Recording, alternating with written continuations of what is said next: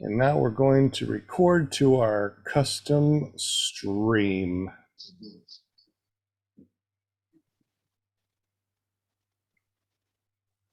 I forgot to even check to see if I believe that we are live. It's like every time that I do this, it's like everything just gets so slow over here. You know, it's like my internet just. To our.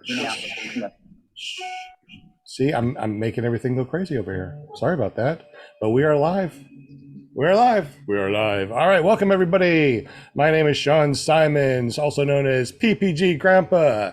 You're watching us live now at clearproptv.com. If you want to listen to us, you can always go over to paratalk.org. Let's look in the chat real quick. Man, look at all the people in the chat. We got Walter from Australia. What's up, buddy? Eric PPG Lear, Deweese Milstead, Mad Sloper. A bunch of people are talking. We also got PPG, the other Nick. What's up? We got Will Fly, Brian Waller, and JP Tulo. John Wayne's in the house. Paramotor NC, Aaron I, the PPG guy, Bill H, and they keep on rolling in. I am so happy that you guys are here. Welcome to the show. Like I said, my name is Sean Simons, PPG Grandpa. This is going to be a great evening. Like we normally do, we're going to introduce everybody here on the panel. We'll start over here with Will Fly from willflyppg.com. What's up, buddy? Hey. Still down with the bum leg, but a few more weeks of recovery and we'll be flying again. Man, you had the crud, you had a bum leg. What? I mean, man, but you did post a video. Yeah, I did. I had plenty of time. That's awesome. So where can we go to find your crazy paramotor shenanigans? Yeah, you can find me on YouTube under Will Fly or check out willflyppg.com. Awesome. Thank you so much for being on the panel tonight. All right. We also got Brian Haybill Waller. What's up, Brian Haybill? How's it going, everybody? Welcome back to the show. Why does everybody call you Haybill? Well, I had an infamous moment. I was a new pilot, and I kicked the hay bale, turned my foot sideways, made a Tucker Got crash review video. Never a good thing, probably, but I still fly the hay bales as often as I can. I'm just better at missing them. That's awesome. And how can we find all your fun, interesting paramotor shenanigans? Yeah, you can check me out at ppgbrian.com on YouTube and watch some of my videos, some of my shenanigans.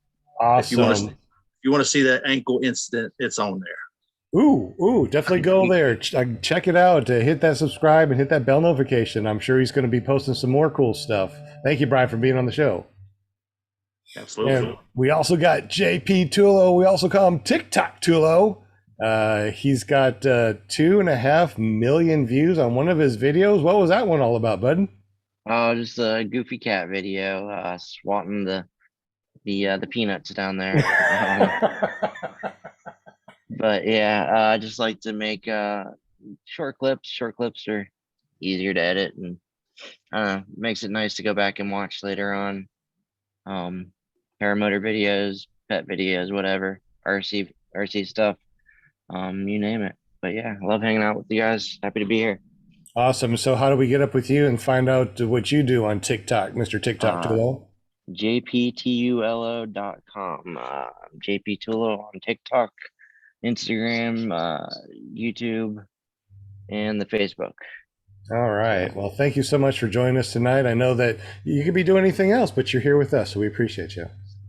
We also got the Flying Flamingo Jade. She also has a paramotor show all about girls and their flying shenanigans. Welcome, Jade. Tell us a little bit about your show that goes on Wednesday nights. Hey, happy Monday, everyone. This week on Girls Just Want to Fly, we have a gal named Sin Curry. She's from the West Coast area between California and Moab, Utah. And she owns her own school called Raven Wolf Sky Sports. And she does everything from kiteboarding that Eric and I have tried and like, to motorcycling, to paragliding, to paramotoring, to wingsuit flying. So I'm really interested in hearing her story and how she does everything and where she's doing everything and different countries she's gone to. Awesome. And how do we go and find out where that is on the You internet? can go to paramotorgirl.com and find the show Wednesday night, 7 p.m. Central. All right. And your husband also has a show on Tuesday night. Quickly throw out that interesting show. Sure. He helps Never Trust a Skinny Chef Shane out the 2nd through the 4th Tuesday of the month. And it's Tuesday night hangouts, and Will Fly and Brian are also on there, and they do a good job just hanging out on Tuesday nights, talking about different things with paramotoring. Awesome. And you can, This week they do have a good show, like every other show they have, but they are having the Resurgence on. Be a good show. Awesome. And you can find him at ppglear, lear.com. If you haven't gone there, make sure you go there and hit that subscribe and that bell notification so you know what's going to be popping up next. So thank you so much for being on the panel, Jade. Thank you. All right. We also got PairMomUSA.com, our very own Linda Anderson with her mute on so we can't hear her cheer. You got to unmute, girl. There we go. Hey, everybody. There's Welcome, the cheer, girl. Welcome, I guess. I have to say that I have to say your name right. Daniel. Just Daniel. Daniello. Danielo. Okay. All right. Welcome, welcome. I'm just super excited to be here on Monday nights. You know me. I get on here and I'm all psyched up and psyched out and everything else. And I'm just happy to be with everybody and have my chatters going. And it's all good. And if you guys want to find me, you want to be a guest on the show, just look up ParamoMUSA.com, or you can find me on Thursday nights, paraglidingtalk.com with my awesome son, host with the most, Robert Michaels. And or you can find me all week just hanging out on all the shows. So there you go.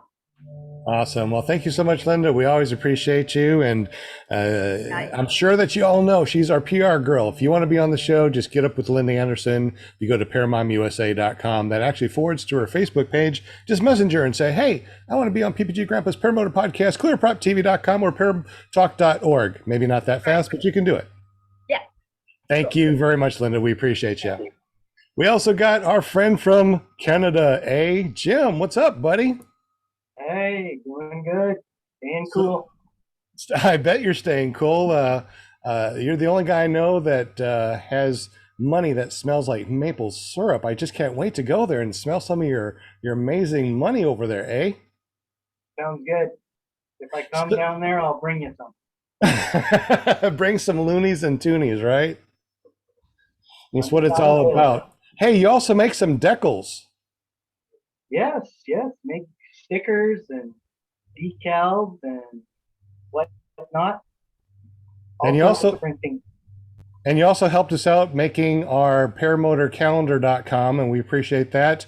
If people want to go and check out your stuff and get some things made, decals, decals as you call them, stickers, etc., or calendars, how do we get up with you? You can reach me through carepp.com. That's CAREPP.com. And if we want to see your crazy paramotor shenanigans, careppg.com. That's awesome. Thank you, buddy. I'm so glad that you're on the show. Thank you. But it's not about us. It's not about us. It's not about the panel members. Today, it's all about Danielo Mendes. He is our guest tonight, and he has some amazing stories that he's going to tell you. But first of all, let's go ahead and introduce Danielo. He's a paramotor pilot. Thank you very much, and welcome to the show, buddy. Hey, thank you for having me. Super excited. First time in the live show with the paramotor community. So yeah, excited to make it happen. Awesome. So just so everybody knows more about you, tell us a little bit about yourself and how you got into paramotoring. I mean, long story short, I grew up in the village in France back when I was, in my teenage. and it's called Laragne. I'll probably type it down somewhere, but it's one of the places where they have huge competition, international competition for paragliding and hang gliding. And obviously there's some paramotor. They used to land literally like across the street from my house, and I didn't think anything of it. And then, fast forward like 15 years later, a little bit more, I was watching some videos on YouTube here and there, decided to, 6 years ago, decided to kind of like get into the sport. It was hard to find classes back then. I couldn't find anything that was, was work and all the stuff where I could make it work. I was like, oh, I saw a couple of videos about self-training. We'll get into it, I'm sure, at some point. Anyway, decided to do that. Did some basic research. Wasn't enough, but I ended up finding a wing on Craigslist and a motor. Purchased everything. Spent about 5 months kiting and all the stuff, and then finally went on from our first flight. And here I am, like almost 6 years later, running a school. And yeah, so quite interesting. That's awesome. And over on your channel, if you don't know, guys, I put his link and information down below. You might want to check out his YouTube videos. On his YouTube videos, it says "living for a living." I guess that's your motto. Yeah. 100% based on that. Just for many reasons, I like to go with that thinking. Just because of I lost people in my life when I was younger. I lost my best friend out of nowhere when I moved here, and it's just like my mom got sick with a final stage cancer.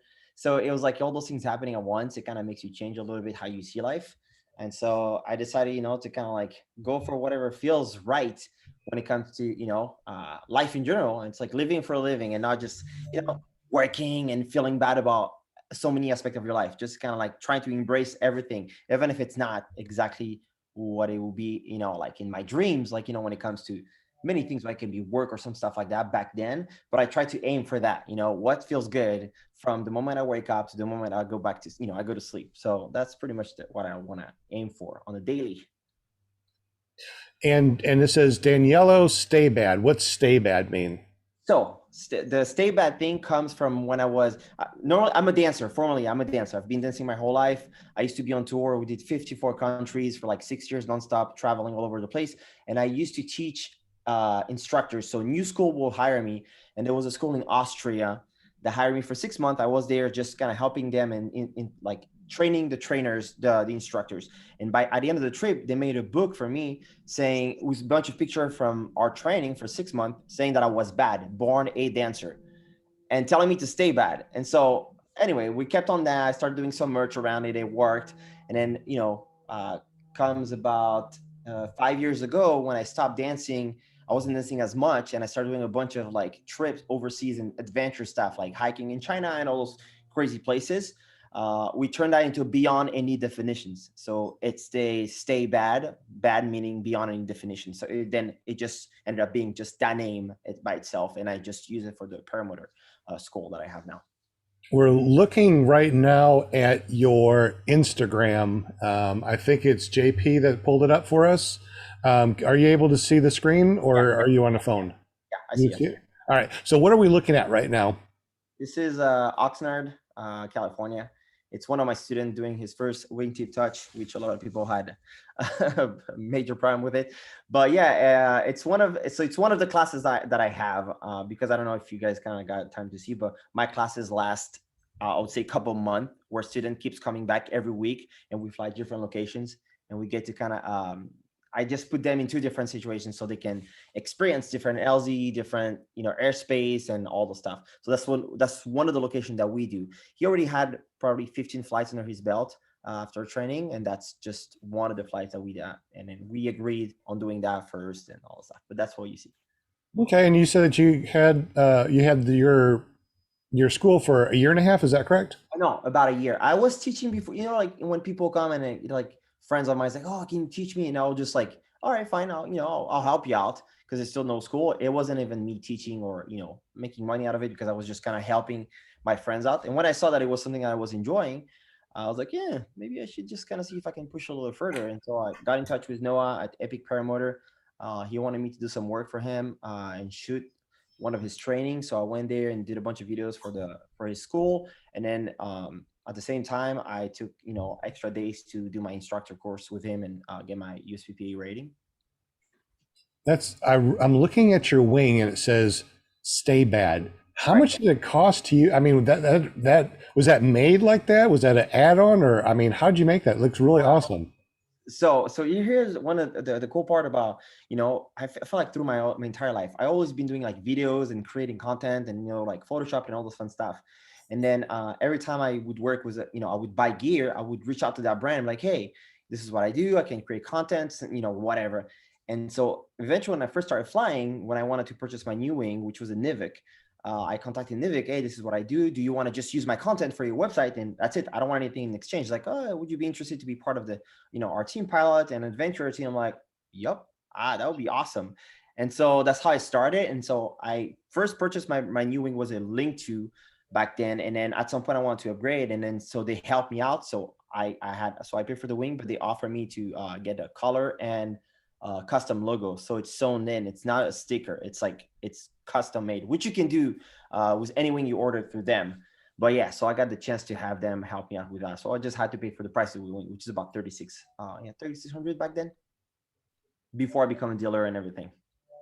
Wow, that is awesome. And that picture, for those of you that are listening to our show, you got to go over to clearproptv.com and watch this, or go over to his Stay Bad Paramotor on Instagram.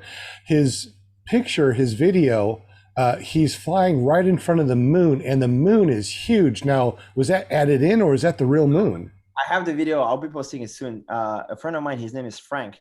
He has this like, I don't know, probably like $15,000 setup, and he comes here and there. And that's how I met him. I was flying at the beach, and one day he took pictures of me, and then we kept in touch on Instagram. And I was like, hey, I'm going back this week, you want to come? And he came by, and then we're on the radio. He's like, all right, I did probably 15 passes. It's hard to see from me, from his perspective, like if I'm too low, if I'm too high, if I'm like too far in, too far out. So yeah, I have a full video of it, or me trying to chat with him, trying to see, okay, do I do a pass lower or higher? So there's no Photoshop at all whatsoever. Zero. Awesome. I think there's a question in the chat. Will?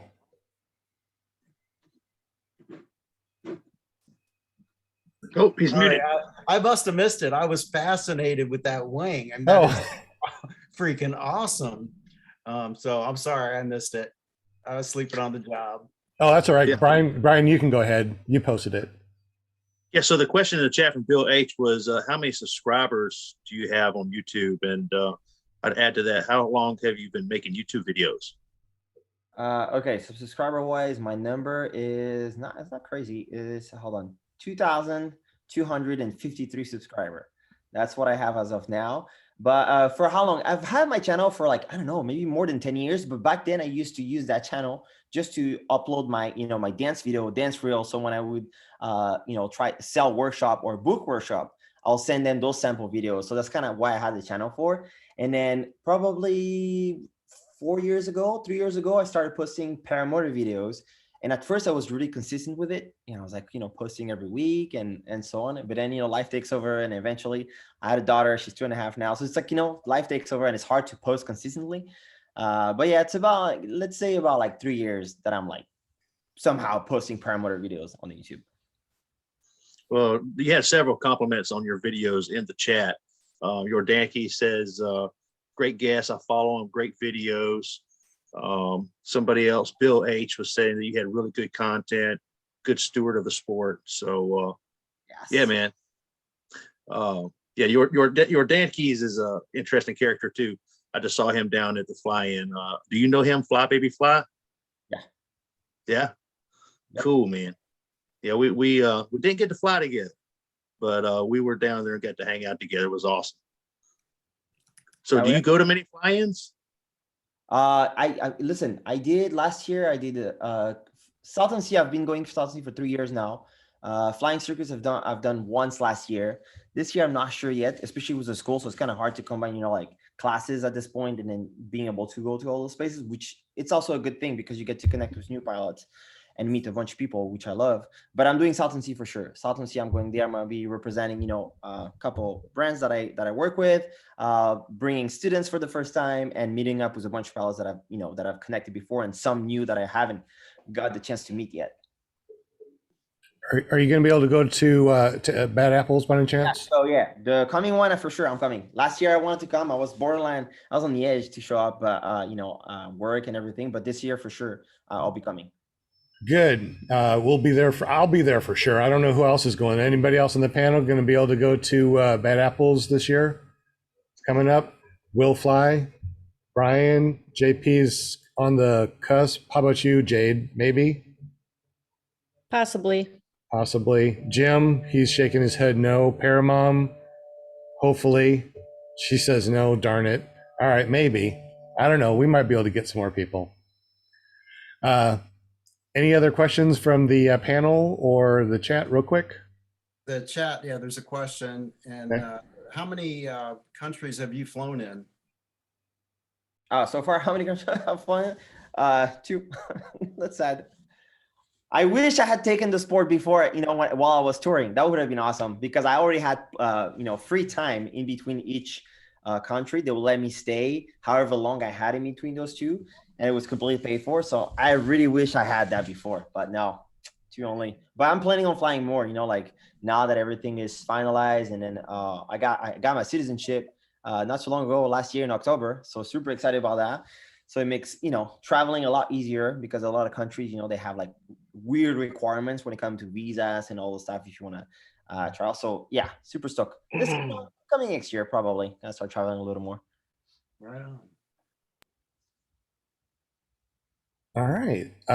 Looks like we got a bunch of people in the chat. Fly Baby, Fly PPG, Nick Griffith, Bradley Beck. Am I saying that right? I don't have my glasses on right now. Paramotor Girl, Travis DuPoint, Brian Waller, Paramotor Girl. Got a bunch of people in here. Angela Preslick, I see, and Nick Griffith. We've got a lot of people in the chat, so thank you very much for joining us tonight. We definitely appreciate that. If you have any questions, please type them in the chat. And also Eric PPG Lear, LEAR.com is in the chat also. So tell us a little bit about your school and how's that going? I mean, listen, the school is like the most exciting thing I've ever done. Like, I really feel like I lost so much time not doing it before. It's awesome. It's slowly picking up. The first few months, it was kind of like, a friend of a friend and a friend of a friend and someone that saw me on YouTube and stuff like that. But now it really started picking up with just like random people, from all over the platform, like YouTube, it can be Instagram, that works really well. And then Google, Google reviews and stuff like that. So it's slowly picking up. The whole, it kind of, I've seen the progress between, starting a school and just training a student and not having a lot of like, it's kind of like the understanding when you start teaching, like 10 years later is way different. So I feel like throughout the month, every month, I'm like, oh yeah, maybe I should do this way. And that's how I started, with the LZ, adding multiple LZ. I've started doing this like about a month and a half ago. And I called old students like, hey, you want to come back? I have like 5 more LZ. You want to try it out, different airspace, different setup, different landing approach and all the stuff to take into consideration. And then the new students have been loving it. And it's been super helpful for them. And, I find them to be able to go on their own without even having any sort of worry. They're like literally like this morning, a guy just finished training. He was like, oh, I'm going to Lancaster. It's a place just by himself and stuff. It kind of, I'm a little scared because he's my student, but then now I know he's been doing it for like a couple of times. I'm like, oh yeah, you're actually getting it. And so it makes me feel good about, the results that I'm getting. So definitely grateful. It sounds like it's really kicking off. It looks like we got another question in the chat. Ryan? Yeah, Nick Griffith wants to know, what's your go-to wing? Listen, I haven't owned a lot of different wings. And the reason why is just because, like I told you, right? My first wing was an Apco Prima for like a tank, like way bigger, way too big for me. And it was old and everything. And then when I first purchased the wing, I was talking with Kevin Campbell with iFly Indiana. And then he's a dealer for Nivik. So he got me hooked up on a Nivik on the link to, and then right when I got it, I reached out to Nivik and I became part of the adventurer team. So since then I've been only flying Nivik for the most part. I've tested a bunch of wing, with different friends that have different brands, but my go-to is Nivik. You know, it's not just because I'm a team pilot for them, but like they've been supporting me from the beginning, and I've been flying their wings so many hours that I'm just so comfortable with it. So, you know, so like it's not really objective in the sense like I haven't owned enough wing to tell you, you know, this is just because it's for sure the best, but it's like I love the wing, you know, I'm used to it. So that's my go-to, Nivik, Cubic, the Cougar 3 that I ordered too, and same for my tandem wing, the Arbus. But yeah. Awesome. Will Fly, is there any other questions in the chat? Yeah, you've got Matt Sloper wants to know, Daniela, if you fly paragliding also. Yeah, I do. So you do both. I do both. PPG and PG. Okay. Yeah. A lot more paramotoring, but I eventually did paragliding because when I started, I was trying to get my girlfriend to get into it, and she's always been like, "Oh, I'm not gonna put, you know, a fan on my back. It's too dangerous, like a motor, you know, like a little stereotypical about the sport." And then I'm like, okay, let's try paragliding then, you know. And then she liked it, and then since she liked it, I was like, oh, let me get my license so we can access the same site together, because you know the whole paragliding is a little bit different when it comes to finding LZs. You need to have that P2 rating at least. So that's the reason why I eventually got into it. But I love it. It's a totally different animal. It's like day and night compared to paramotoring for me. I feel like it's way harder, but I embrace both. So you started out with PPG, and then you transitioned. Okay, that's interesting. Correct. Yeah. Everyone that I've talked to said that they started out paragliding first and then became a paramotor pilot, that they would be a better paramotor pilot. Yeah. So it's not something I've ever tried myself, but yeah, I think I'd give it a try. It's I got a fun. question. Yeah. Do you think after having thrown your hat into the instructor ring, it's made you a better pilot? You know, having to think about stuff more and, you know, find ways to teach students, it's actually improved you yourself, like unintentionally, if you will. I mean, yeah, definitely 100%. Especially when I see like little mistakes, you know, like just little things about just like how you drop your risers down on the floor or how you clip in, and you just like focus on something else instead of focusing on your, you know, on your checks, focusing on the GoPro, focusing on the music, or focusing on the mic, you know, like just little things like that. So I feel like I was like, damn it, like I feel like I do this sometimes. So yeah, it definitely made a big difference, you know. How can you give them a hard time if it's something you do? Yeah. So yeah, it definitely made a big difference. That's what I love about the sport is we're all always learning. You know, there's always something more to learn. And if you ever feel like you got it all, I feel like that's a sad day, because there's always something else you can learn. Oh yeah, I agree, 100% on that. So talking about your school, how long have your school been going? You know, how many students do you think you have graduated? And yeah, you know, how do we go about, you know, finding your school to enroll in it? Okay, so I mean, it really started kicking in back in March of last year. So that's when I started. That's when I launched the school officially. March of last year. I was teaching before, but I was like, okay, officially I want to have my, you know, my rating. So I went, trained with Noah, got signed off on the instructor rating, and then started. So science started. I had a total like I graduated like 7 students, which is, you know, super exciting for me. It's like, it feels like a small number, but it's a lot of work. It's a lot of work. And when I see groups of like, you know, people like training, you know, groups of like, you know, 5 to 10 people, and then they do this like every month, I'm like, damn it, that takes a lot out of you. So yeah, a lot of work, 7 students. And then, you know, the good part of it is that we're all friends. Like we're literally, every time I go fly now, you know, my classes are all one-on-one only. So once I finish this one-on-one phase with my student and they're ready to do their first flight, I take them on their first flight with a bunch of other students, focus on whoever is doing their first flight. And once they have done their first flight, my other students are going to be drilling some stuff. I'll set some cones and lights and stuff, spot landing, landing approach, and all those fun things. And then I focus on the new student, but you know, they merge into a group setting at some point after their first flight. And then from that first flight on until I get a new student, it's just every week we go to a different location and we have a class for like a full day. And then because most places that we have here, it's full day flying. We can fly all day. We go by the beach, we go to Salton Sea. You know, sometimes we go inland, and that's a little trickier because it's like no wind launch and everybody hates. I mean, the students, all of them hate it. But yeah, so after first day of flight, then they transition into a full group of people like flying. So they learn about, you know, like if you're about to take off, you set up your wing, and but if you're not ready, take it out of the way. Like all those little things about, you would want to apply to fly-ins, like etiquette, like I would say. So yeah, so one-on-one, and then group setting was different location. And then eventually we have, they graduate. And then after they graduate, they still keep coming back. I have students that I started like, more than a year ago, even before I opened the school, and they're still flying, they're still flying as students. They don't want to graduate, but they're autonomous. They can do their own thing.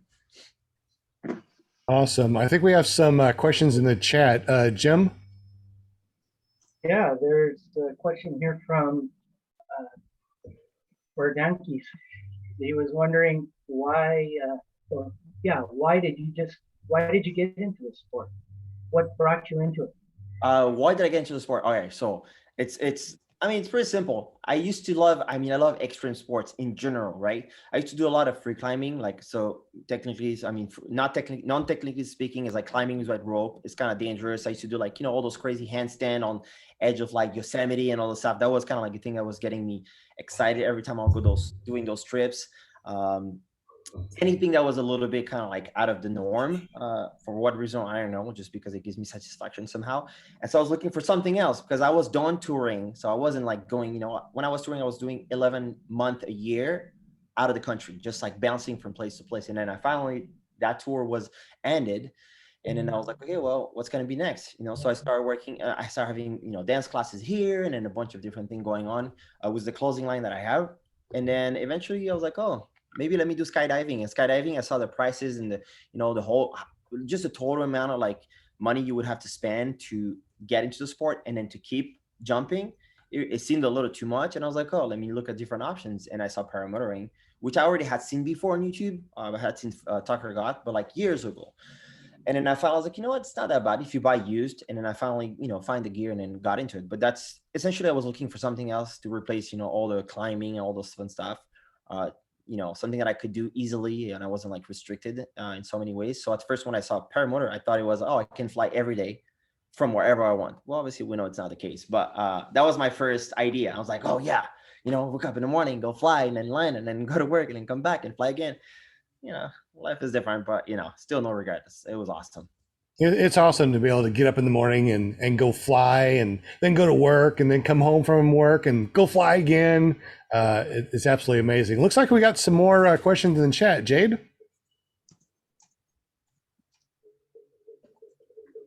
Sorry about that. So Deweese is asking from Mississippi, what motor and cage do you fly? As of now, I have a SkyMax Star frame. The motor, I have a Sky Engine 150. It's like a custom unit. I bought I like the APCO harness, which I used to have on my first unit. So I found it comfortable. I like the reserve mounted on the side. So I just, so SkyMax didn't sell the setup with the APCO harness. So I bought the SkyMax frame. I bought the Sky Engine 150, which nobody was selling, as a package, and then the APCO separately. So that's the setup I have right now. Awesome. Looking at your page, I saw something that said you had like 4 different prices, and one of them was self-taught. How does that work? Okay, that's the one I've had a lot of conversation, a lot of people getting, upset and emotional about it.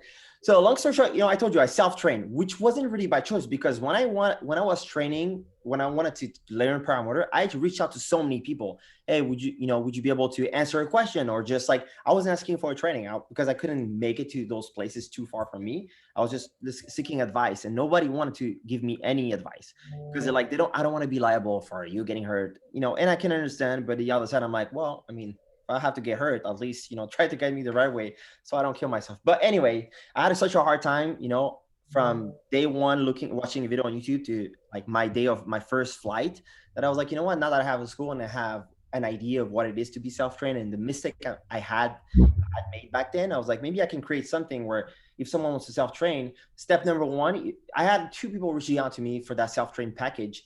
And my number one step is to talk to them first, have a full conversation, like 2 hours, 3 hours, and see if they're really in a mindset of like, I want to self-train because I don't care. I'm just going to do it, like reckless, or they're just like, listen, they have valid reason and they really feel like they can do it. And And it's hard to tell you like, oh, it's going to be ABC requirement for me to say, yes, I'm going to help you out on that self-train thing. But, you know, you get a good idea when you have a conversation with someone, you know, if you feel like, you know, they're in the right way and they possibly can make it happen. And so what I will do, if I feel like they are, I'll just help them. I'll guide them through whatever material is available online. I'll have them record themselves. I'll send them video of me, you know, how to clip in and how to do like really basic. I don't have a full course online where I have like videos with like kiting and this and that, because there's so much online regardless of that. So what I'll provide them, I'll just provide them with the Bible, the PPG Bible, the latest version.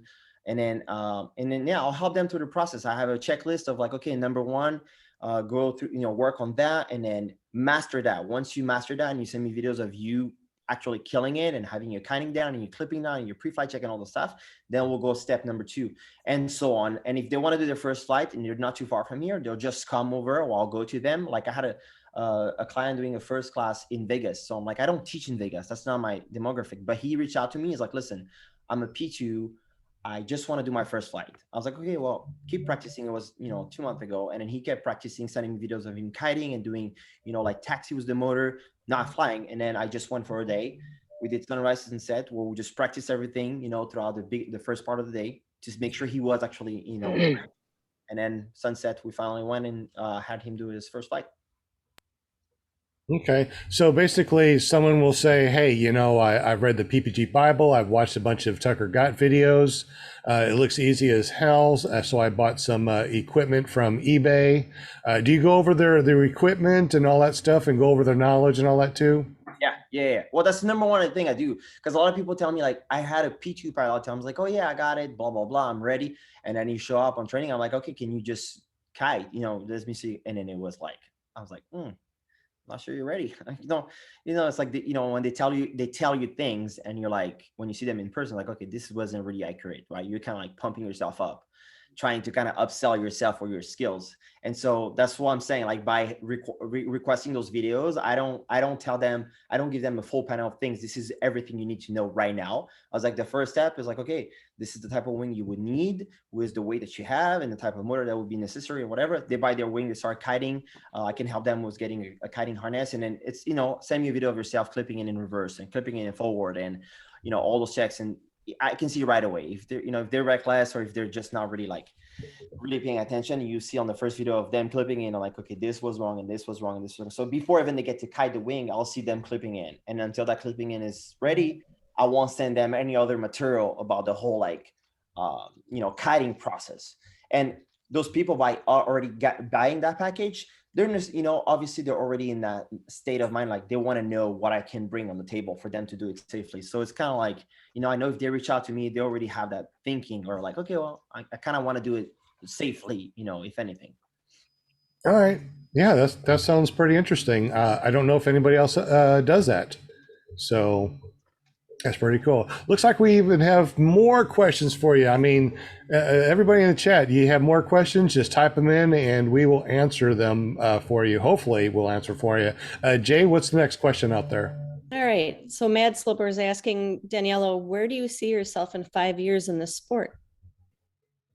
Okay, 5 years in the sport, I see the school growing. I mean, I want to get full into the school where to a point where it's like I get people, and I'm not talking about money because, you know, money is not the issue right here. Not having I have a job on this, you know, I'll have my work on the side. So it really is like take to the point where there's a community that is built in the area, which you don't already have. We have pilots here and there, but even if we're like 20 miles apart, we don't know each other and we never fly together. It's like, it's a weird vibe around here. I don't know if it's because it's LA or because just it's too big and no, you know, people have a hard time connecting, but it's just kind of like really building that community in 5 years and, you know, pushing what I believe it, you know, it's like obviously the safety of the sport and, you know, like that how much fun it is, you know, beyond anything, how much fun it is.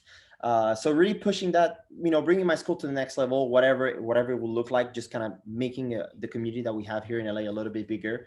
And then eventually, you know, the whole state bad thing, I want to take it to a different level. I have, I'm working on some projects of doing like a base jumping team for a state bad because I have, you know, a couple students that are expert in base jumping. So we're working on different ideas around that. So kind of like grow the thing and be able to provide, create a team of kind of like Scout have the Iceland trip, and then, different companies have different trip, like one in Egypt and stuff like that. I spent 10 years of my life in France, and my best friend, he's a paragliding pilot. And so we're trying to kind of, create some sort of thing where it will be accessible to have, trips overseas where it will be super accessible when it comes to the price, and you wouldn't even need to bring, like a pair of gloves. You have everything from point A to point B. And I'm having a trip that I'm organizing end of May, sorry, for French people that are coming. I have a group of 6 guys. They're already pilots in France, and they're coming here, Southern California. And then for a week, I'm gonna take them all around, like, like Oxnard had the beach, flying Malibu, flying inland around here, Salton Sea, Glamis, and stuff like that. So that will be my first trip that I'm trying to kind of put together, which is happening in May. And then this one is already fully done, and it's, I want a 6 pilot, and that's it. And I'll be providing them with engines and then anything they'll need. Most of them want to bring their wing, but that's the idea. Take that concept and, kind of like export it in different places, but make it accessible. That's the number one thing, makes it like try to kind of open it up to more people. Absolutely. Absolutely. I'm looking here in the super chat, and it says, travel arm guard. I don't know who this person is, but it said, Danielo is the best. I'm his forever student. I refuse to graduate. And Hot Butter Steve said, Danielo Mendes. I know most of those guys. The travel arm guard is Zach. Zach is one of my first students when I first opened the school. And that's the one I told you, like, there's some of them, like, they're not retiring. They're not graduating. They're good. They're good. They've been flying, every time I go fly, they come with me and they're up in the air. But, it's like I say, it's like we build a friendship with every single students, and then they get connected between each other. And it's just like we have this whole, like I said, this whole community from and they're from all over the place, LA, Tehachapi, which is about 2 hours away. Like, we're all spread out all over California. That is awesome. Anybody in our panel that has any questions? Yeah, I was wondering how often you can fly in LA. Pretty much every day. Yeah, you live in California. Yeah, lucky duck. Yeah, like the good part, the only sad part about LA, the only reason why you don't fly every day is because of traffic. It's not because of the weather. Traffic is so bad that it's just like, events up to LZ that is not too far. Like in normal time will take me like 7 minutes, but like every other hour of the day, it takes me like 30 minutes. So it's like, you just kind of look at this, like from 7 to 30 minutes. So from 30 minutes to an hour and a half, it just kind of like, it scales up pretty fast. So, but if you just look at the weather, for the most part, you can fly every day. I am I'm so good. I'm gonna come jealous. visit. And you need no gloves. That's the best part for me. No gloves. Man. That's what's cool about this sport. I'm listening to Daniel, and it's all about community, and just getting people together, or introducing people to the sport. And then, people that maybe just never really had an interest in it and decide, well, what the heck, I'll invest some money, let's see how this goes. And then before you know it, they have all these people around them supporting them, and I just think it's awesome. I don't even fly, I don't fly, but I'm very supportive of my son, who paraglides, and then he's the one that kind of got me started getting interested in all this, and then here I am with this show and all that. But that's what it's about. It's just about community and take care of each other and learn from each other and all that. So I got to give, as we say, I got to give kudos to you, Danielle. And thank you. Man, I wish you the best. I mean, you're gonna be fine. I'm telling you what. You're gonna take this whole thing. I mean, no pun intended, but this thing, your stuff's taken off, and people know you, and respect you and everything. And I think it's totally cool. And then the dancing part of it, like you're saying, you're in dancing. That is like so cool, because how does that, that kind of entwines with the sport too, because I think of, when you guys are kiting and you got to learn the kiting first before you get out there. That's kind of like a dance, that's a little dancing there. You got to be in shape for that. Do you dance when you kite? Because that would make for some really good TikTok videos. I think it looks like but dancing. Yeah, I mean, I that was JP. That's what Sean yeah. Natcher. That's what Sean Natcher does when he's kiting his wing. He's out there dancing. Yeah. Yeah, speaking of dancing, yeah, TikTok Tulo here. See, I know what I see and everything. So there you go, Danielle. I'm just gonna say, you know, keep on dancing, keep on flying. That's Speaking about dancing, I think we have a question in the chat. Anybody want to ask that question? Yeah, I'll go ahead. It's All right. Hot Butter Steve wants to know, Daniela, if you can teach him to dance at Salton. We've done that. I did a trip with Pucana Paramotor back in October to Moab. It was awesome. And so we had a downtime between like sunrise and sunset. And I took all the guys and they're like, "Oh, you're a dancer?" And they put me on the spot. I was like, "Come on, teach us some dancing." I have some videos. I'll send you to you guys. Oh, And that's we all cool. started like learning a full routine on Chris Brown, like some song. And we made a small clip. We had a small dance video about it. It was pretty fun. That's fun. You'll be surprised. You'll be surprised. Sure. Well, yeah, when you say used to dance, they're like, okay, show me what? Yeah, show me. Come on, show me those moves there. That's cool. Absolutely. So I got a quick question for you, man, related to paramotors, not so much dancing, but so you self-trained, right? So you talked yourself into the air the first time. So looking back at that experience, because most of us here are pilots have had that solo and had that experience, and had those emotions when you got back on the ground. How does that compare to talking a student up for the first time successfully? All right, listen, the only thing that helped me out by doing the self-training is to think like about like what I was thinking when I was taking off, when I was setting up. I mean, there's so many things I wasn't thinking about. Let's just put it this way. When I was setting up and I remember now that the things I know now that I was not even aware of when I did my first flight and my first landing, just to kind of begin with. That's a big kind of like a big boom in my head because like, okay, well, those things I'm aware of that right now. I want to make sure my students are aware of that because it would have made a difference on my first flight and second flight and third flight and so on. I put some videos of my actual self-training and my first flight and my second flight. My first flight, I crash landed totally fine, but I pressed the kill switch too low and I ended up like literally face planting on the dirt. It was like super soft dirt. And it was just like, okay, and it was fine. The gear was completely fine. I was ready to go back. The day after, I went in the middle of nowhere, in the middle of the desert, El Mirage, and same thing. It was like it took me an hour and a half to take off because the wind kept shifting. And I wasn't thinking much of it.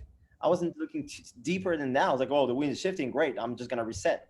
I finally take off, and there was like crazy gust winds, like 500 feet up high. It was blowing me, and I have the video online, and you can see I'm being blown away, and my car is getting smaller and smaller. And I landed like literally like I was parked, landing straight up like a helicopter.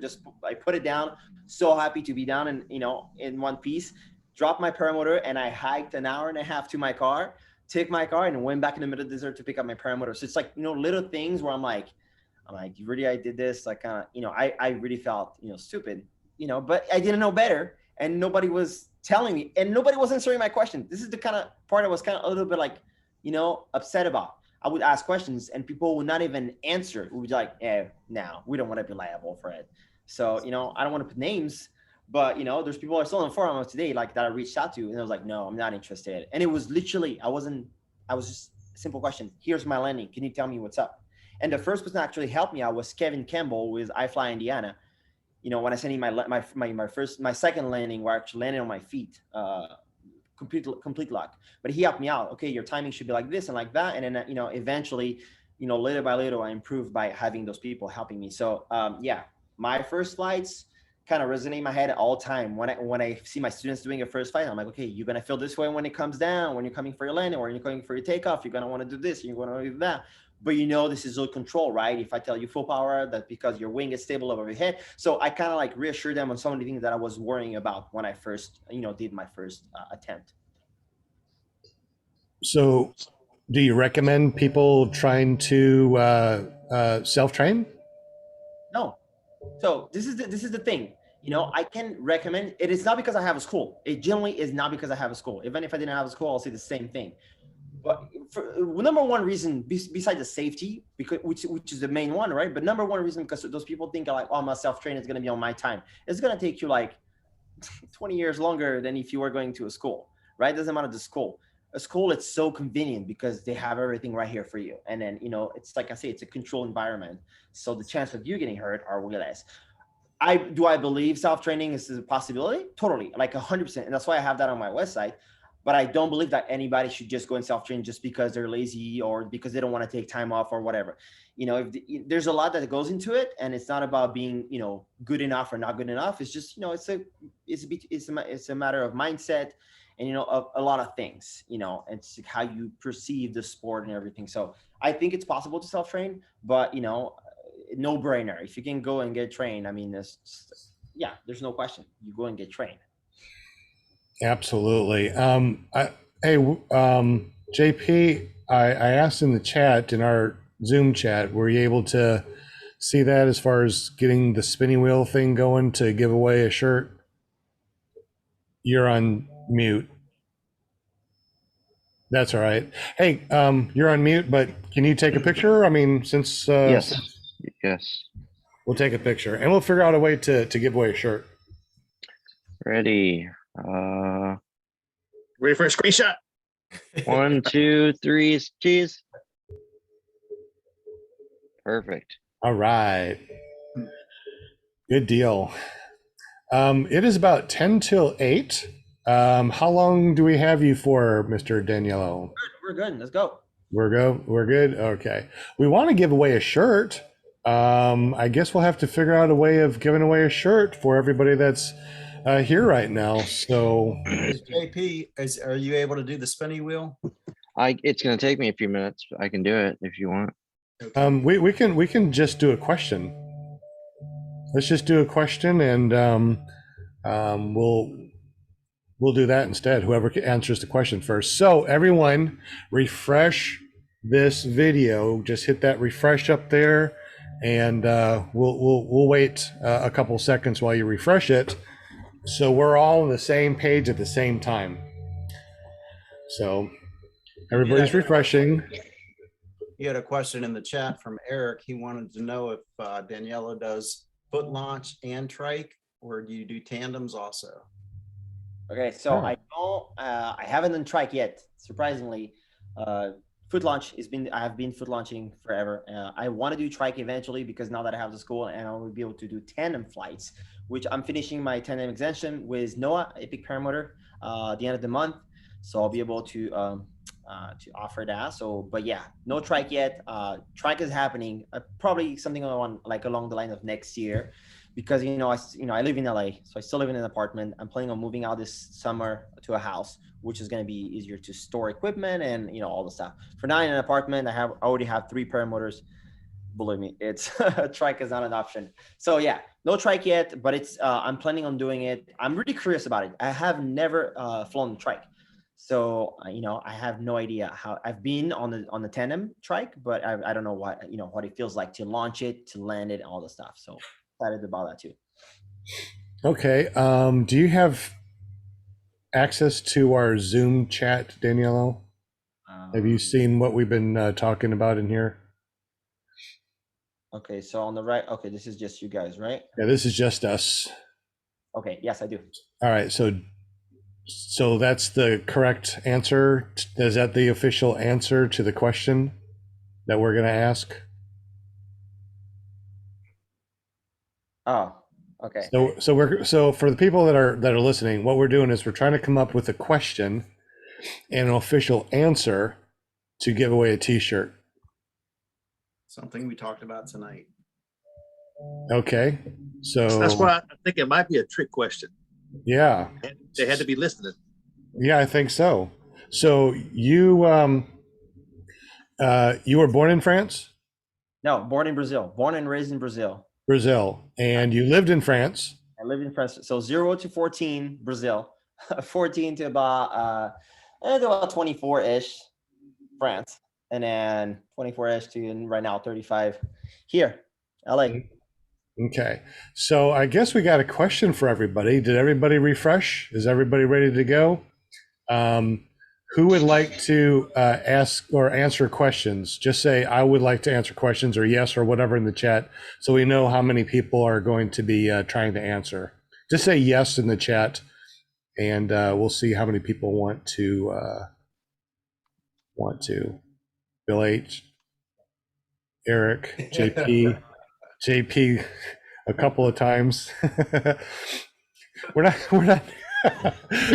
I guess we could ask. I don't know what the question is, but I'm already answering it. I know, right? Crazy. All right.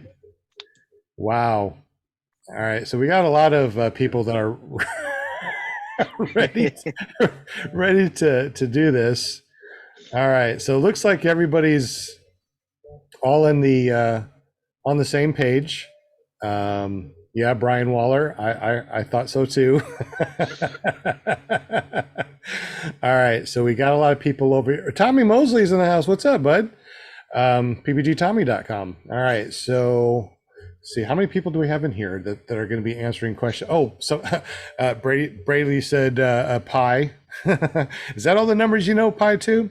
So we got is that Bradley? Wish I brought my glasses. Beck. All right.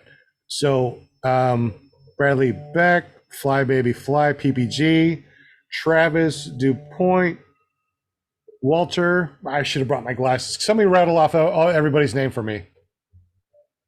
Well, you got it. Walter, in the chat. the ones that say yes? Just everybody that you can see. Okay, so Travis DuPont, Bradley Beck, Tommy Mosley, Deweese Milstead, Mickey Alberto, Hot Buttered Steve, Mad Sloper, Bill H, Kevin Voigt, Angela Preslick, JP Tulo, John Wayne, and Brian Waller. Bill H, I said. Who did I miss there? Adam Girl. Robinson. Yeah. EricPPGLear.com. John Wayne. Brian Haybale Waller. I just wanted to, shout out everybody. I mean, you guys are here. I appreciate y'all for hanging out. Fly Baby Fly PPG in the house. All right. I think. Hey, Jax is here. What's up, Jack? Jack Burton. What's up, bud? Glad you made it. All right. So we are going to ask a question, and the first person that puts the correct answer in the chat wins a t-shirt from clearproptv.com. And let me get a where'd I put my t-shirts? Where'd I put the Hey, James. Here they are. All right, so we got t-shirts over here, and might have to turn off my background so oh no, you can see it. So it says Paramotors, my social distancing. This is one of our t-shirts that you can get in our merch store over at iloveppg.com. Also too, just throwing this out, you can also go to paralifeppg.com and get some merch over there too. I always got to shout out, our buds over there that give us free stuff. All right. So the question is, you guys have more stuff in the chat? Yeah, take a look at that one, Sean. All right, let me look. I'm sorry, I don't have my glasses here. Okay, I see that. And we got what? Yeah. Oh, okay, and you're okay. So looks like Daniela might want to give away some stuff too. Nice. Yeah, that's cool. Okay, so that is your official answer right there, right? Okay. Wait a minute. Is it going to be? Hold on. Let me type in here real quick because y'all don't get to see that. So is that the correct one? Correct. All right. Good deal. All right. So here's the question.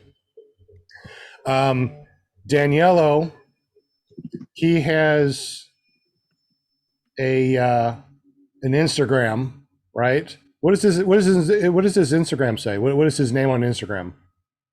Stay Bad Paramotor. Stay Bad Paramotor. Okay. So the question is, what does stay bad mean? The first one that answers that with the correct answer in the chat wins a shirt from clearproptv.com. If you want to just buy one, there's one actually pinned at the top of the chat, an official Clearprop TV shirt. Uh-oh, Wow. I see Eric.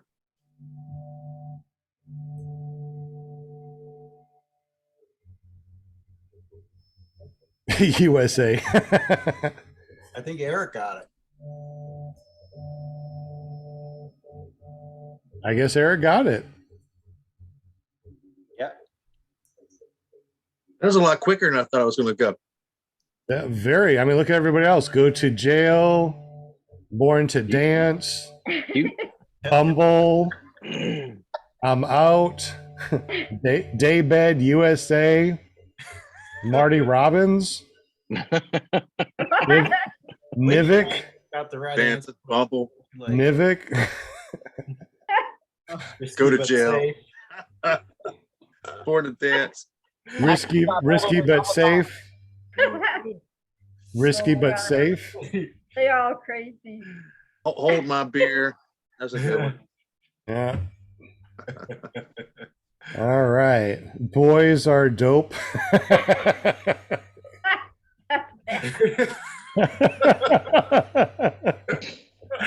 But the correct Oh, answer, Lord. Eric got it. Beyond any definition. Tony Marzano, your T-shirt is going to be mailed out tomorrow. Sorry about that. All right, that's funny. So Eric, I guess we got a T-shirt and some merch from Danielo. I guess Eric can get a merch from Danielo or the T-shirt. So what do you want? And we'll ask another question for the next. Yeah, Bit it's of a merch. mystery. It's a mystery what's coming from Daniello, right? So Is that what it is? Is it a mystery, Hey. Danielo? door number one, a known quantity, or door number two? Is this like dirty paramotor Santa? Yeah. Is that what we're doing, Danielo? Is it's burgers are delicious. Props before cops. What? That's your choice, Danielle. I'm just saying that because we haven't talked about it in the chat. Yeah, I know. I'm listening. They don't know. Whatever, it's there. So whatever you think is the right way, I'm open. I will take the merch. Thank you very much, Danielo. Okay, so now we're going to be asking a question for Danielo's merch. So, Danielo, is there a question that you want to put in the in our Zoom chat that we want to ask, or what would you like to do? I mean, do you guys have any idea? I'm trying to come up with something quick, but let's see. So we're actually doing it for the shirt now, right? Because Eric said he'll take the merch. Well, my merch or his merch? Well, I'm assuming he meant Daniello's merch. Oh, is that what he meant? He's Yeah, taking Danielle's merch, and I think that's it. So I guess it doesn't make a difference. We're still going to spin or ask another question, right? And so we'll figure it out at the end. Eric just gets to pick first since he did that. Ooh, I like that, JP. What do you think about that one? Because I think he did talk about it, right? Or did I read that? Did I read it or did he mention that? He mentioned. He did. Okay. And that'll be a good one. Because you have to be paying attention to catch that one. Right. So That's a yes or no, but well, wait. Let me say something. In the Well, you could get into more detail about it if you want. well, we need to have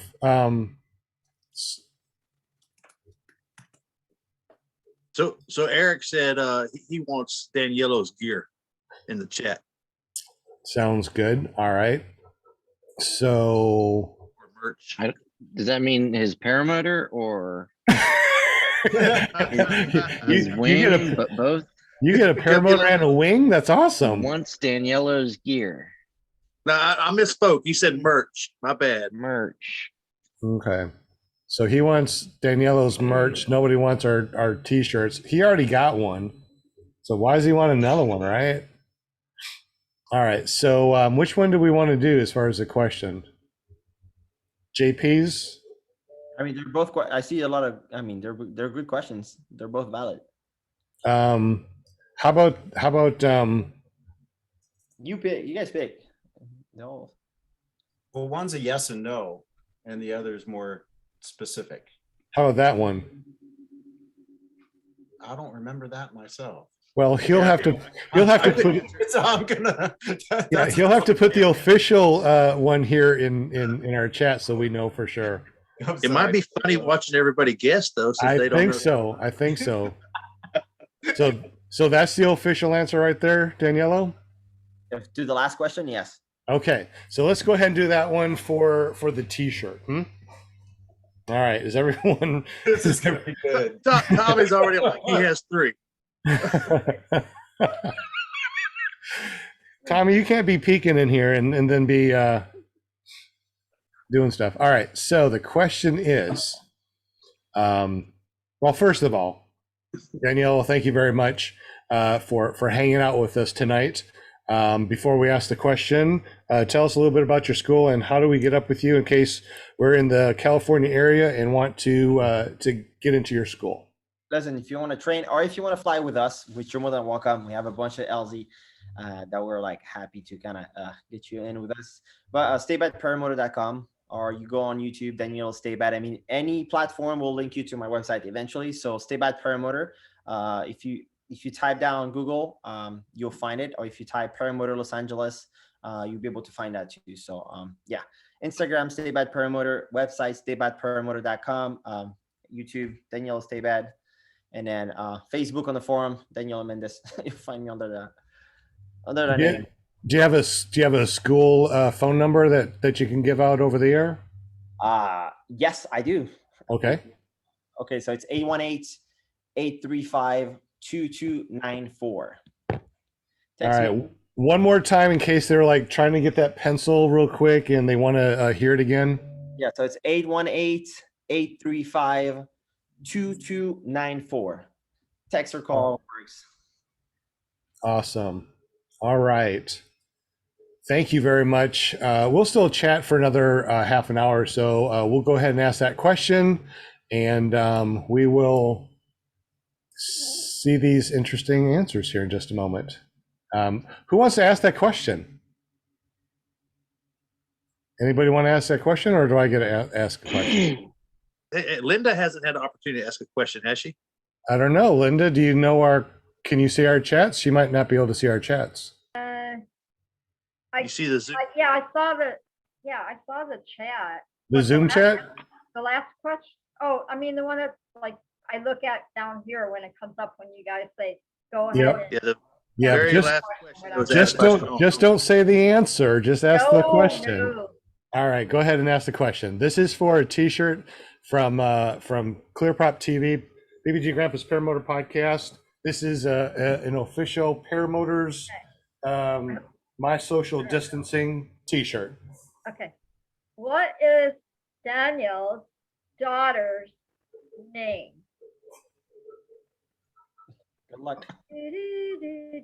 Well, the good thing is, I mean, this is recorded, so you can actually scroll backwards and find it, right? So let's see. Tony Marzano said SkyMax. No, I don't think that's her name. SkyMax. Oh, what? What? Somebody got it? I mean, Yeah. No. Close. Well, does it have to be spelled correctly, or is it kind of close? Well, and that's true because they wouldn't have seen the Right. spelling. Well, let's go ahead and read all the names real quick. Stay Bad. Oh, there you go. Susan, Wiggy. Wiggy. I think it's Wiggy. Bumble. Hot Butter Steve always says Bumble. Stephanie, Maria, Steve from PPG Zone. No, nope, that ain't it. Angela got it. Oh, she corrected her. Yeah, she corrected her spelling. Wow, that is awesome. I can't believe that she did. Angela got it. Legal. How do you know these things, Angela? I mean, probably on Facebook. Say the name. Yeah. Travis says Leroy. Looks like we got a winner. We got a winner chicken dinner. Angela got it. Angela Presslick. Good job, girlfriend. Woo! That is awesome. So how you pronounce that? So, Kiera? And let me point this out. She had enough time to put an emoji in there, which when you're trying to type fast, like she nailed Pretty it. confident, huh? Yeah. It was a all right, Angela. little heart If emoji. if you would do me a favor and text me your information if you don't have my phone number, There you go. I will put it in the chat right now. Boom, that's my phone number. So anybody can put that in their phone, text me anytime, say hi to me. That's my real phone number. I have it with me all the time. Just text me, say, hey, what's up? Hey. And Angela, Sure to go call ahead. him at 3 a.m. That's his Hey, favorite time to talk Paramotor. you know what? It's really interesting. There's something on my phone that says silent and do not disturb. And between sleepy time and wakey up time, I don't hear nothing. So I don't care. There you go. I don't blame you. It's all good. Congratulations. Man, we need You're her. gonna wake up tomorrow morning and have 27 messages. Like, That's good because no one calls me, no one texts me. It's like my phone's just sitting there. It's like I spend way too much money every month to have it, and no one calls me. So call me, text me. I don't care. Well, hopefully, at least a couple of those messages will be about flying paramotors and not like teaching me how to dance and stuff, right? I can't teach you no grandpa dance. It's Of course, Daniela might be wanting to open up a dance school too. You could do, 2 for 1. Want to learn to do the tango and fly paramotor. that's what I'm thinking. I mean, can you imagine him out there doing his little dance while kiting a little wings? Like, look at my dance, do a little spin. That's what I'm talking about, man. I know, right? That'd be awesome. We should all, I mean, we should do that. I would go to your school just so I could learn to dance and kite a wing. Oh. I'm making sure that that's happening at Bad Apples. Down on me. Again. That is awesome.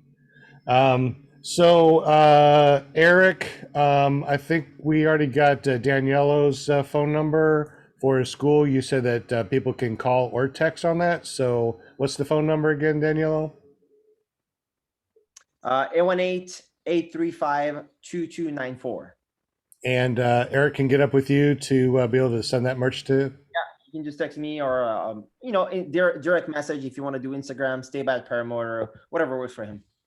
Awesome. Sweet. Well, man, this has been so fun. And we already been chatting for paramotors for an hour and almost 15 minutes. We're got some more questions for him too. I mean, if he's got the time. I'm here. But I also I watched some of your videos, man. They're awesome, and I can tell you got at least 2 new subscribers. If you refresh, you'll see. I know I subscribed. Tommy Mosley, he said he subscribed in the chat. So, just some awesome footage, man. Really enjoyed that.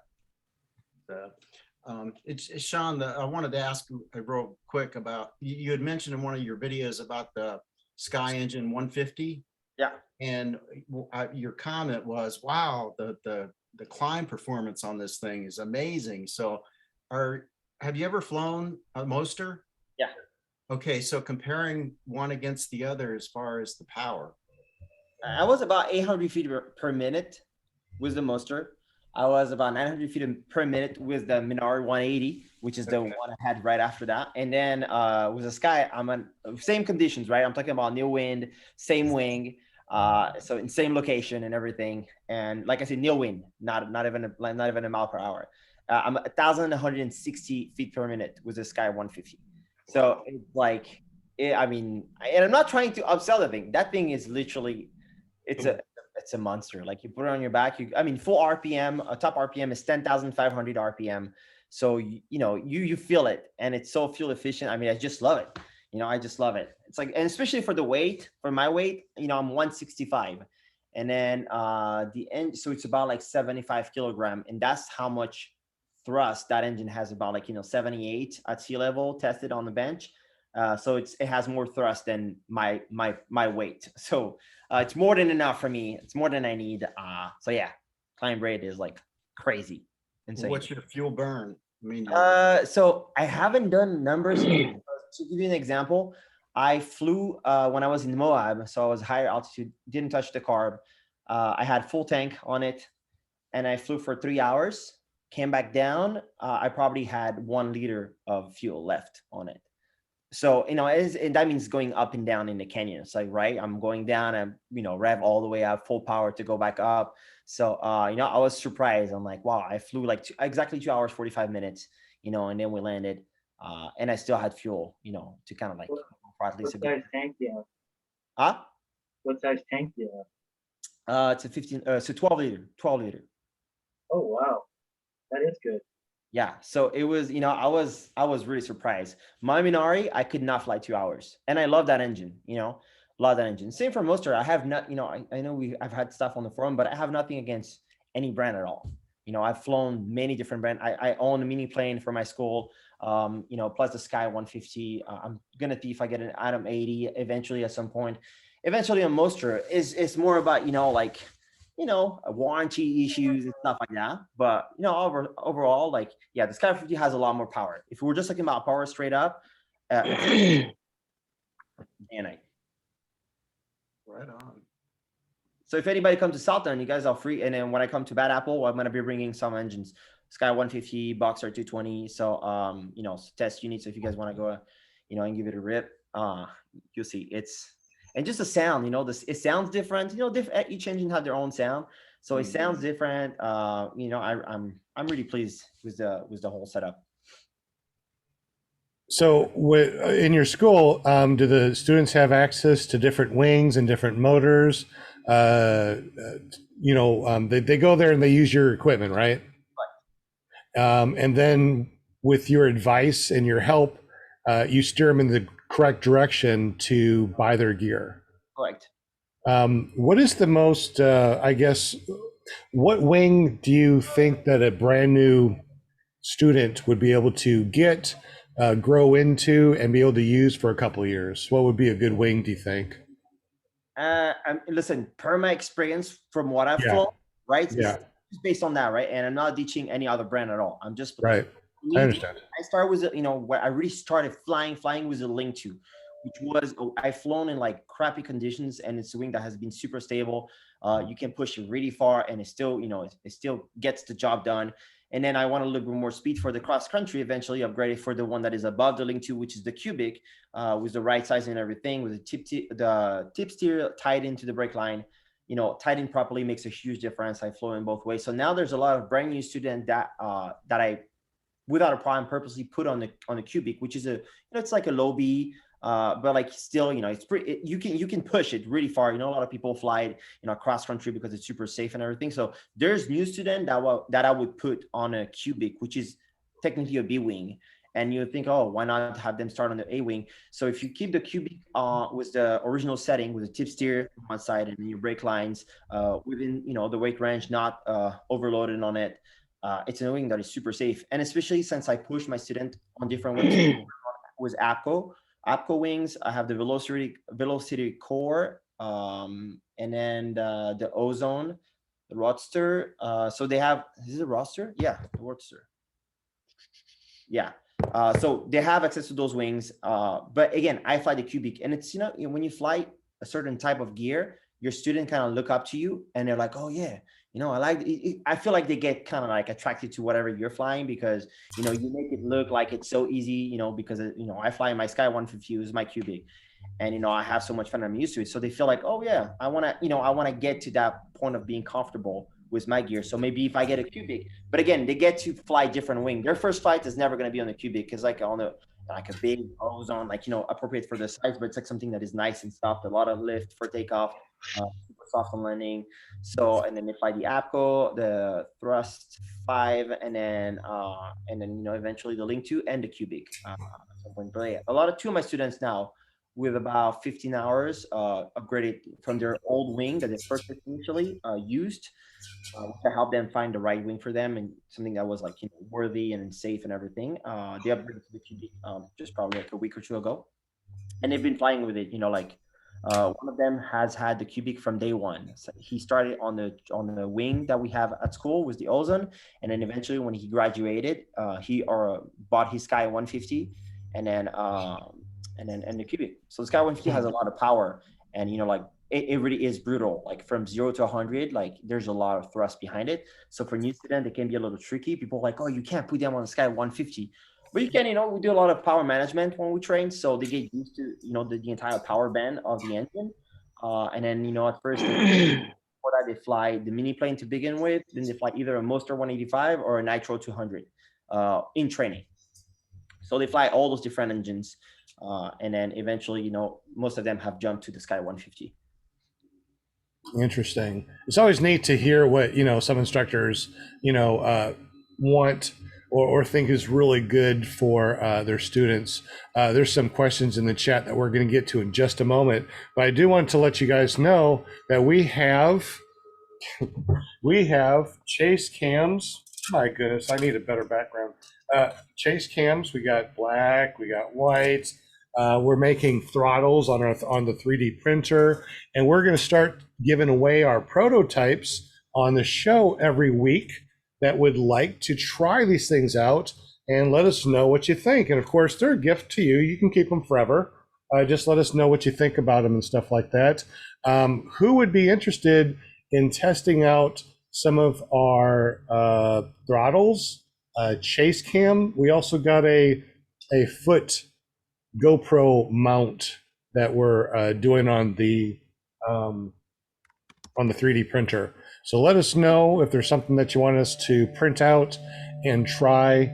We're even going to try to do some strobe lights, but it's all brand new. We got the 3D printer going. It's going nonstop, so this can be really fun.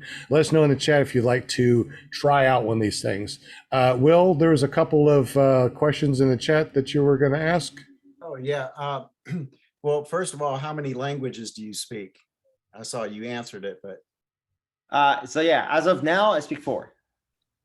4. So Yeah. it's Portuguese. Spanish. So Portuguese, that's my mother tongue, right? Portuguese. Then I learned French. And then I came here, learned English, and then when I started touring, I did a lot of Mexico touring and a lot of Asia. So back when I was going back and forth, 6 months in Mexico, 6 months in in China, Hong Kong, and stuff like that. So Spanish is a lot similar to Portuguese. Like literally, you can speak full speed and I'll understand. And then so I picked up the language because it's so similar. So it was easy to kind of get with it.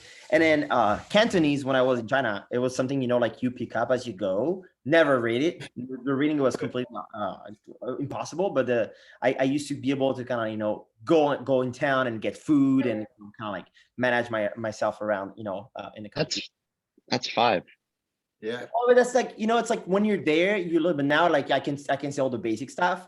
But I feel like if you drop me off in China right now, it'll probably take me a couple of weeks to get back into the group. So for what I know, I can speak. Just a couple of weeks, huh? Yeah, that's crazy. No, I mean, it's actually 6 because you could go anywhere in the world and talk about paramotors because you speak paramotor, right? Yeah. Speaks paramotor. Yeah. It's called PPE. Man, that is very impressive. Wow. Yeah, man. Tony Marzano wanted to know if what you think about the electric motor. Listen, I think I personally love it. I've flown one, the SB140 twice. I love everything about it. The only thing I'm not a big fan of it is just the whole battery situation. You can buy another battery for I forgot the price. I don't know. I've heard $800 and I've heard $1,300. I don't know what's the right price. Then you can have 2 batteries. You can land and have another battery for sunset flight. But I like the convenience of obviously as long as your motor is running, but you just put gas in it and then you go from place to place and you can fly. But beside that, I have nothing against electric. I drive a Tesla everywhere. So, if anything, I'm like, okay, great.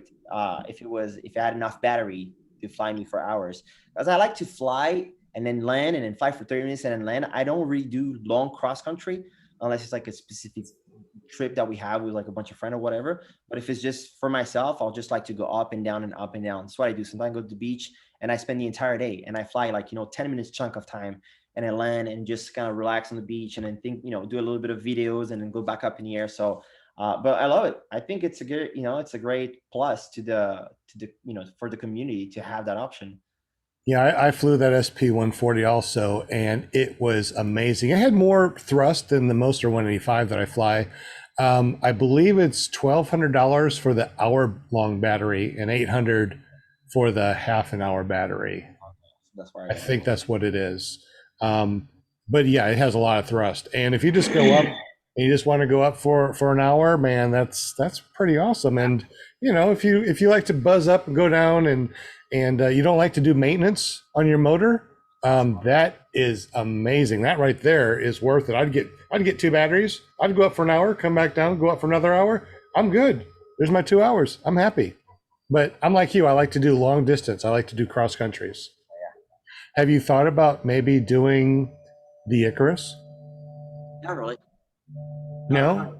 Not really. You know, it's like the one reason why I try not to do long trips like that is obviously you need to be committed to it. It's, you know, it's a lot of work. And, you know, and I have my 2.5 years, like, you know, my 2.5 years old daughter, and I love to be around her, you know, so it's kind of hard to combine both because she's too young for me to take her with me at this point. I'm about to take her for her first flight soon. Probably within the next 6 months, you know, I'm going to do paragliding first to get her into it. I've been doing some kiting with her, kind of hooked up on I have a small harness. I go on a beach. I have like extensions for my brake toggle, and I'm pretty much kiting her up in the air, you know, like 2 feet off the ground, but you know, it's Aw. vibe.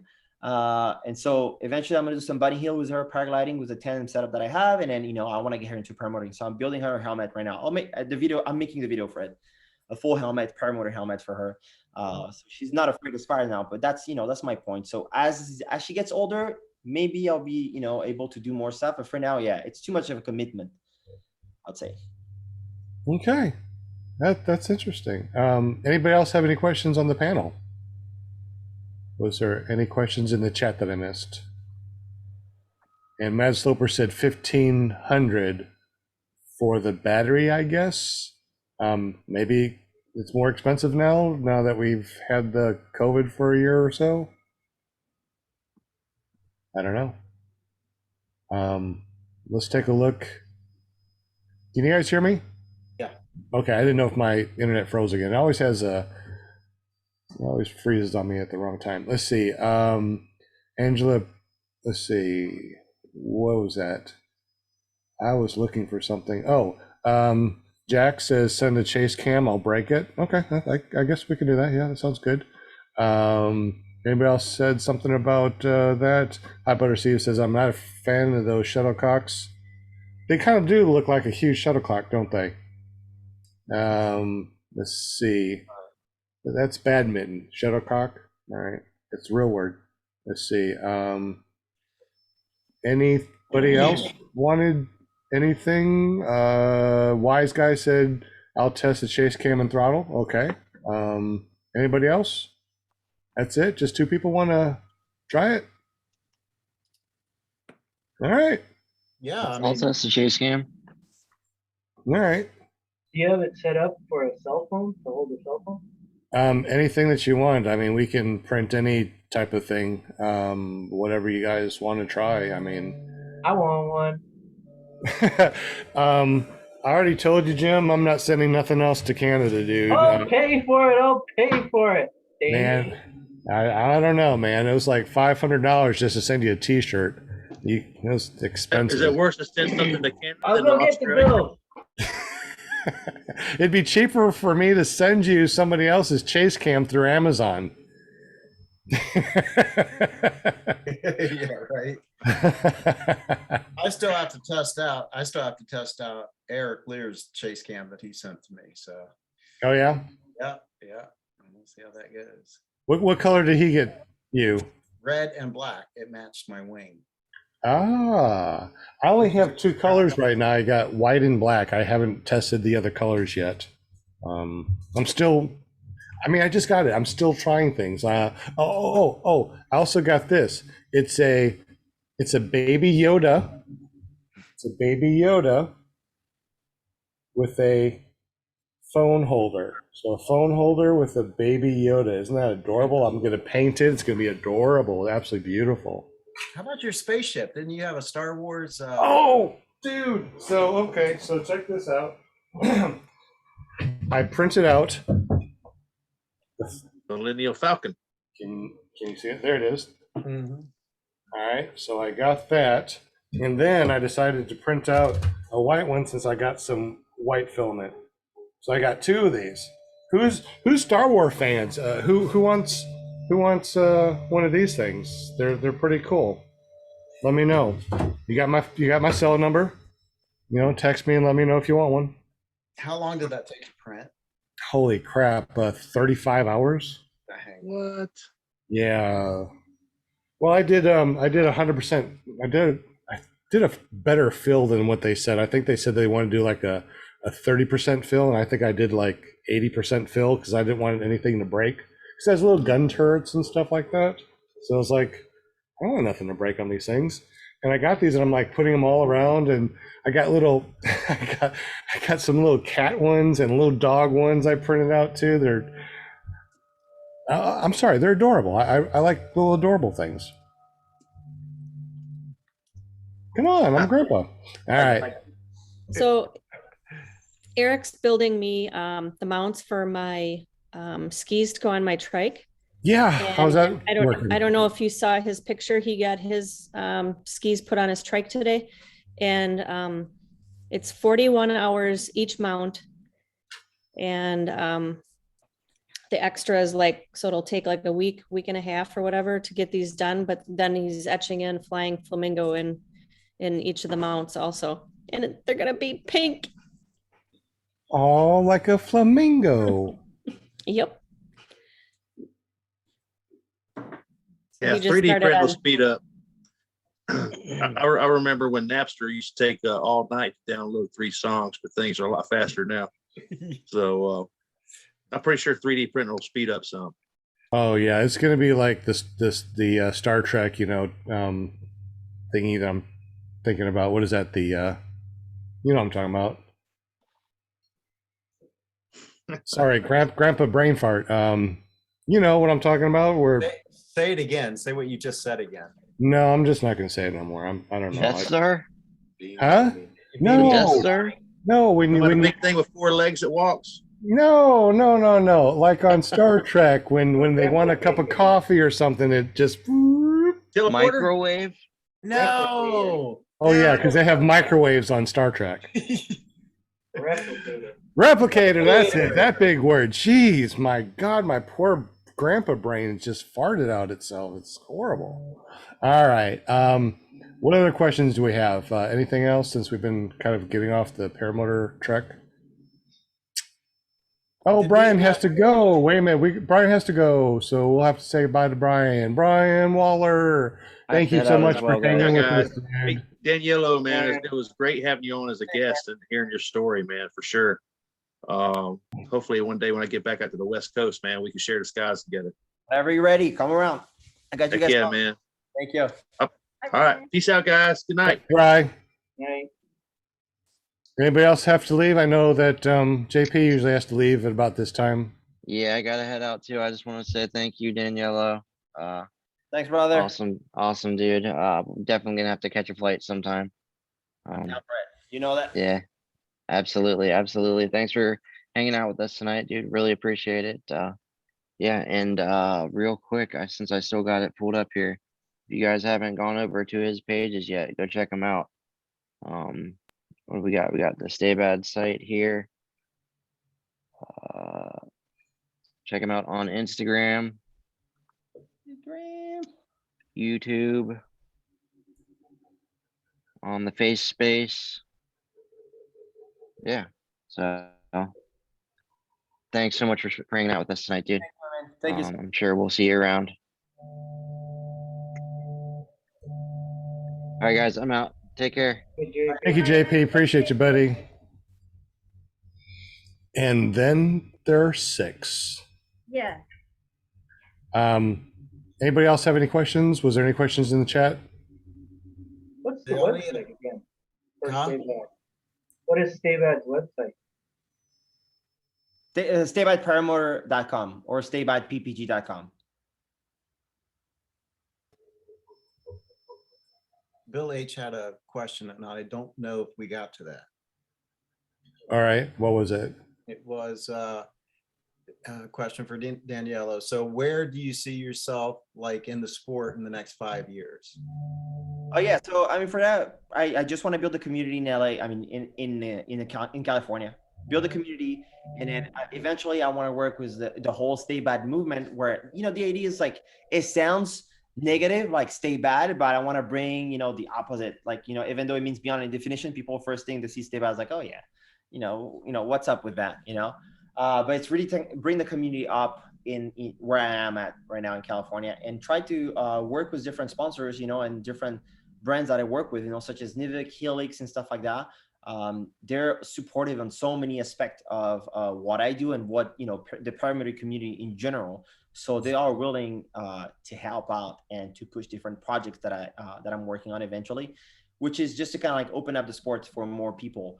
That would be, I want to have like a sort of like not a festival, but kind of like a 2 days tandem flight for people that have no experience in the sport at all. So it wouldn't be a thing that would be like that would be pushing any sort of sales. It will be more introduction to the sport itself. So there's places like Oxnard. I'm working with the city, Ventura County, to see if we can have that sort of event, like for like a day or two.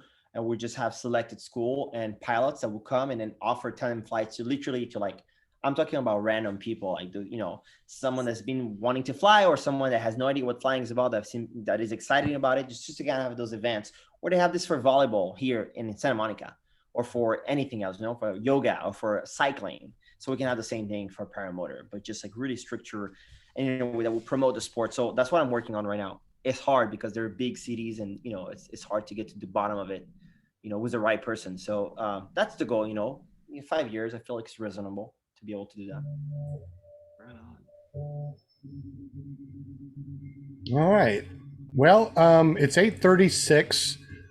We definitely appreciate you. I know that we could probably talk all night long, but I know that you probably got to get while the getting's good. But we can talk a little bit after the show. So how about we say goodbye, good night to everybody that's been watching us. We definitely appreciate everybody that been asking questions. Was there any more questions or anything in the panel or in the super chat before we head on out? If not, Danielo, thank you so much for joining us. We definitely appreciate you, buddy. Tell us one more time about how we can find you and a little bit about your school. Stay at Paramotor. We do one-on-one class, unlimited class. We'll take you to different LZs, and you're done training when you feel like you're completely done training, and you don't need to text me or call me, or when you don't feel insecure about flying on your own. Staybadparamotor.com. Stay by Paramotor on Instagram, and Danielo Stay Bad or Stay Bad Paramotor anywhere, like on Google, on YouTube. I mean, either way, you type one, you'll find everything else. But the cool thing is that it's forever, right? I mean, once you're a student, you can come back and go XC with you, go to different LZs, hang out with you anytime that you fly, right? Yeah, we have a group text where we're literally like every time I go fly and I have a class with people that already flown, hey, we're gonna be here at this time, this location, and then most of the time everybody show up, and then we have a big, full day of like, old student, new student, and experienced pilot coming all together and just flying all together. That is really super awesome. Definitely appreciate you, buddy. Thank you so much for joining us tonight. We also had Will Fly from willflyppg.com. JP Tulo, he's our TikTok Tulo. You always find him at jptulo.com. Flying Flamingo Jade has a show every Wednesday night. You can find her at paramotorgirl.com. And every Tuesday night, her husband has a show hanging out with paramotor people hanging out. Something about Tuesday night hangouts with Eric Lear. You can find him at ppglear, lear.com. Jim Senard, he definitely helps us out with prints, calendars from paramotorcalendar.com. He does decals. His money smells like maple syrup. Get up with him at carepp.com or watch his shenanigans at careppg.com. And of course, our wonderful Linda Anderson from paramomusa.com. Go over and check her out. paramomusa.com forwards over to her Facebook page. And if you want to be on our show, just say, yo, Linda, you're beautiful. How do I get on PPG Grandpa's Paramotor podcast? That's right. And once again, thank you very much, Danielo Mendes. We appreciate your time. Thank you so much. And You guys don't go nowhere. We're going to cut off the live show, but we're going to hang out for a couple minutes just to talk privately. If you're on our guest chat, you already know how to get on here. Jump on here and let's chat for a couple minutes before we all have to go to bed. I know I'm Grandpa, and I need to go to bed here in about 20 minutes. And if I don't, my wife is going to say, "You better get to bed." Is the door shut? Did she hear me? I love you, baby. All right. Y'all have a great evening. I totally appreciate you. And thank you again, Danielle. You're awesome. Later. Yeah, thank you. All right. And we're going to say goodbye to our audio stream.